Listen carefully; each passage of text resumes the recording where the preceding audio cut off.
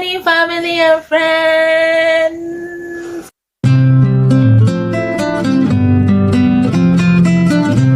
I miss my beautiful people on YouTube. How you guys doing? I got your DMs, I got your messages, I got the calls. Thank you so much, guys, for the love. I didn't even know you guys have hooked up to this channel like this. Oh, I'm already feeling like a celebrity. Thank you, guys. Okay. And if you're not subscribed to me, what are you even waiting for now? Don't let us shout in this channel. What are you doing? Click on that subscribe button. Click on it. Thank you, guys. Okay, so today I'm going to be talking about someone so special, so powerful, so inspiring.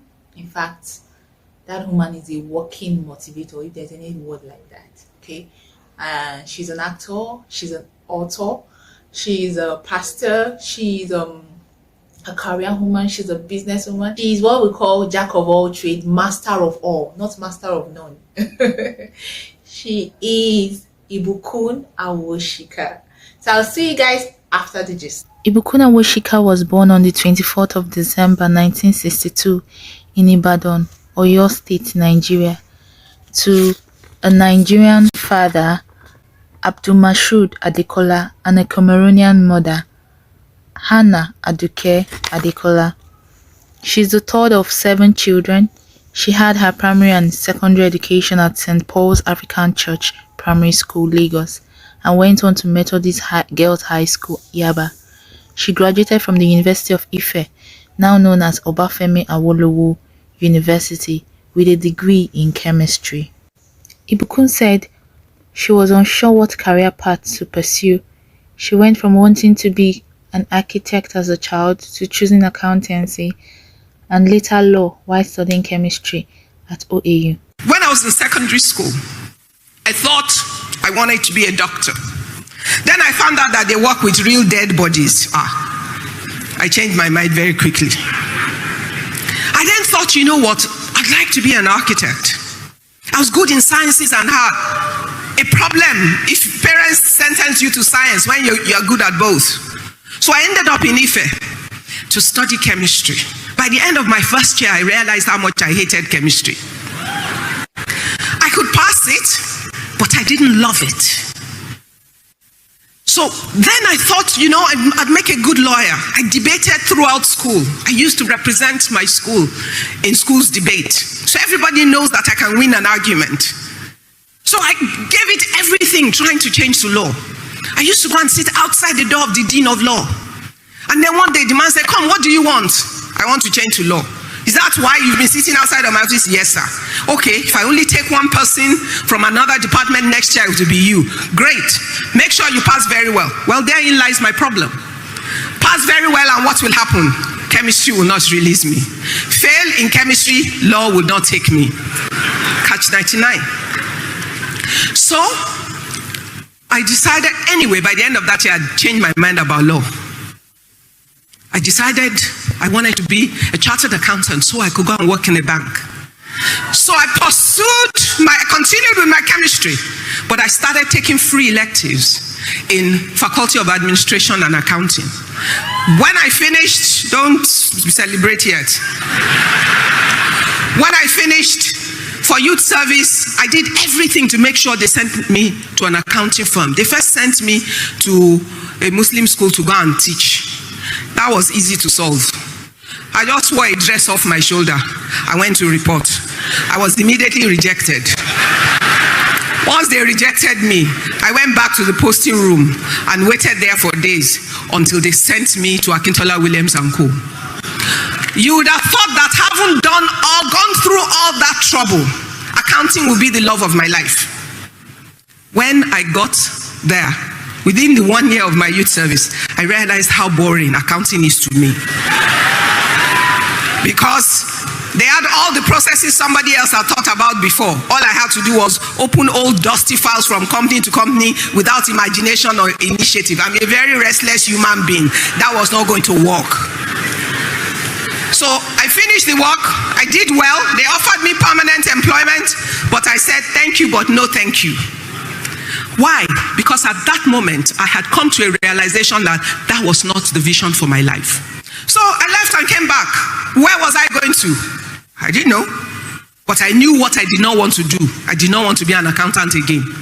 I thought I still wanted to work in a bank, but the first job I could find 1 week after was in a furniture company. So I went there to kill time.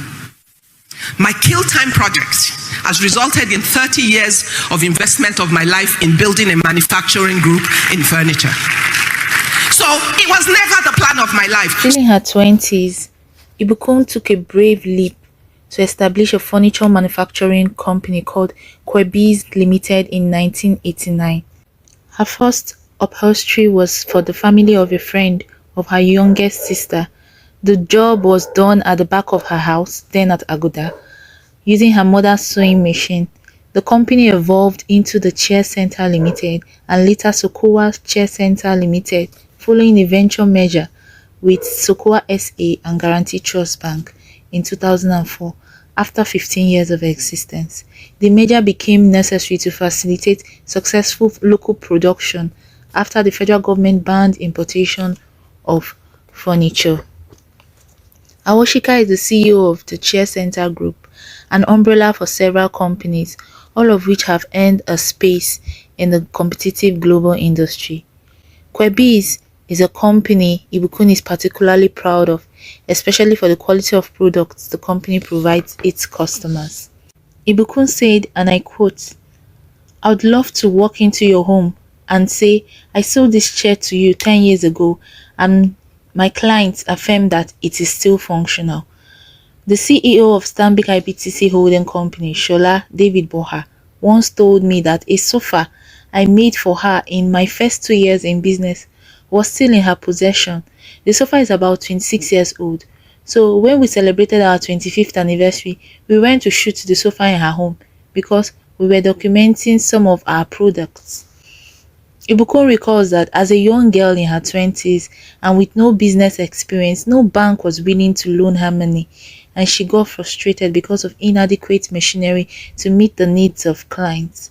With some support from her parents and others who believed in what she was doing, she raised sufficient money to buy used machines from some furniture companies which were shutting down at the time. From scratch, Ibukun Awosika built the company around her personal values and virtues, refusing to cut corners to make quick money because she wanted to create a business that would outlive her. She recalled the challenging early days when Quebees had to prove its worth to the market. The company had made a set of furnitures for one of its earliest clients, Texaco Nigeria, and 2 weeks after delivering the goods, they were broken down to a failed warranty from a Lebanese company where the base of the chairs were purchased. For a company of our size, it was a big loss.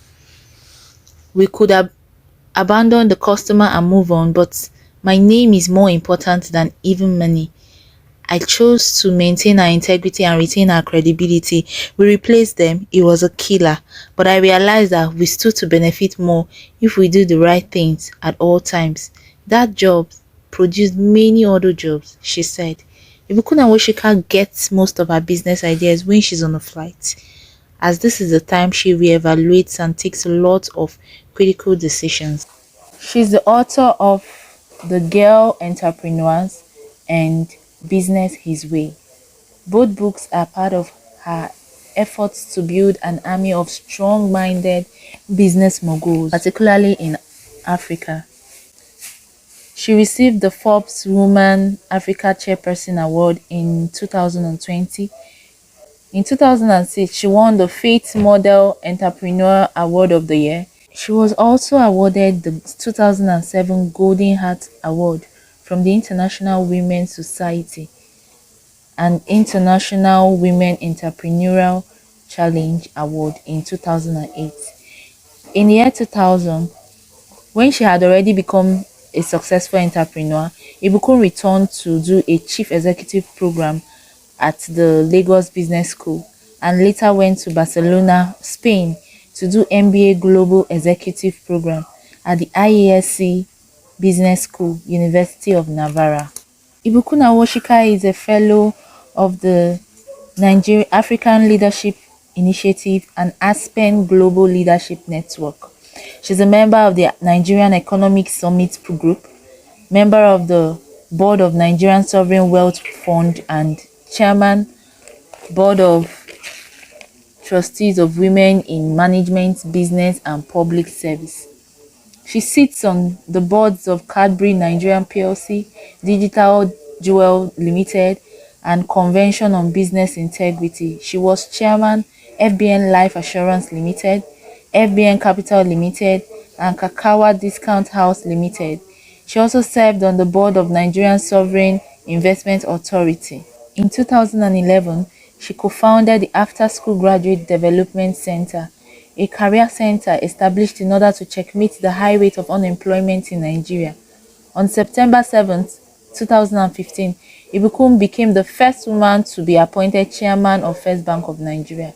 She is an ordained pastor and founder of the Christian Missionary Fund, a faith-based organization that works with hundreds of missionaries spread across Nigeria to change the lives through the provision of medical, educational, and other supplies. Ibukun Awosika is married to Biography Awosika, and they are blessed with 3 sons. Her husband, Biogaphy Awosika, is the CEO of Excel Exploration and Production Company Limited. Ibukun Awosika is one of the most influential Nigerian entrepreneurs with an estimated net worth of $18.6 million. It's no news that Ibukun Awosika has a thriving career today because she married a secured and supportive man. How far you intend to go in life is determined by who you marry. Ibukun Awosika throws more light on her decision on marriage. I didn't know too much, even as a young Muslim girl, but I knew I wanted to make something of my life. I had some small sense that I applied. So somebody likes me, wants to marry me. He's a soldier. I don't want to be no soldier's wife. Not because there's anything wrong with him, but I wanted to have a life. I wanted a family that would be together, and I wanted to have a full career. And as far as I understood it then, they're always moving from one place to the other. Then at another stage, there was a diplomatic guy, and I thought, I'm no diplomat's wife. Why? Most times the wives of the diplomats don't work. They follow their husbands to the different stations. They do some work to keep busy when they're in those countries, but they can't have a full career. And I knew I wanted to make something of my life. I didn't really know what it was, but I sensed in my life that I wanted to make something of my life. So I took hard decisions as a young girl. Said, no, I'm not doing that. Then somebody had a fancy idea that since I was a Muslim girl and there was somebody who loved me and had plenty of money and everything, I would make somebody's second wife. And I thought, me. I'm nobody's second wife. Somewhere, there's my own husband. And everybody told me, you're too smart and ambitious as a young woman. Most young men can't cope with you. You're going to end up marrying an older person. I said, I don't care. If that's the older person that is called to me, as long as he has the capacity to help me to be me. But God in his wisdom, I met my husband in January. I became a Christian months to my wedding. And in that year, by the end of that year, I got married. What I'm saying is this. It looks like, let me just marry this guy. It's a key success factor in your life. Your ability to be your spouse is key. So if you're single, be deliberate about the considerations that lead to that decision. It's not an emotional decision. It's a practical decision based on your prayers, your discernment, and your ability to look at the situation and make a call. As a young woman of 25, when I was starting my first business, I made up my mind that 2 things were going to be critical to me. I was never going to pay a bribe in order to succeed in my business, nor was I ever going to sleep with a man in order to take an opportunity.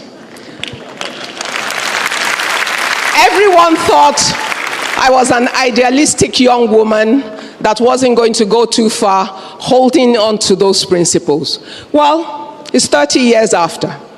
I've built a successful manufacturing group. On top of that, my country got to a point where corporate governance became a major part of the business landscape, and it became important to find people who had not only good technical track record, but people of integrity, of character, and people that could be trusted. Over the period when I'd been building my business, I had built a reputation for those things. I did them for myself because it was based on what I believe and on my faith as a Christian. And as it got to a point where they became the real tools that everyone was coming for, I got more phone calls and invitations to join boards from multinationals to major corporates than I knew what to do with them. What does that tell us? It's worth fighting for what you believe. It's okay to stand alone even when nobody else agrees with you. It's all right to believe in something that you know is right, and to stand in every way that you can, no matter what the environment is around you. If the world needs people who have courage of conviction, it is now. I hope you enjoyed the content I created. Do well to like and share this video if you love it, and then comments. You could also tell me people that inspire you so I could do research on them, and who knows, maybe next time we'll be talking about them on this channel. So I'll see you guys on my next vlog this weekend, hopefully. Till then, peace. Bye.